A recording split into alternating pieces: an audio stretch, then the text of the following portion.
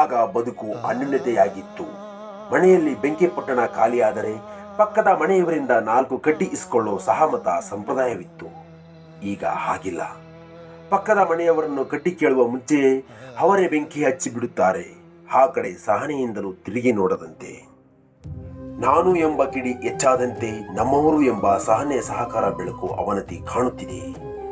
ಅಹಂನ ಒಂಟಿತನವೇ ಗತಿ ಆಗುವ ಮುನ್ನ ನಮ್ಮವರು ಎಂಬ ವಿಶಾಲವಾದ ಬೆಳಕು ಅರಿಯೋಣ.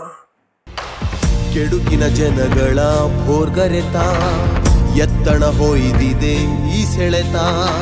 ಬದುಕಿನ ಬವಣೆಯ ಈ ತಿರುಳ ತಿಳಿದವರಾರೋ ಮರುಳ, ತಿಳಿದವರಾರೋ ಮರುಳ. ಜವನು ಎಸೆಯೋ ಈ ಉರುಳ. ಹೆಜ್ಜೆ ಹೆಜ್ಜೆಗೂ ಹೊಂಚ ಕೂತೈತೆ ಮೋಸ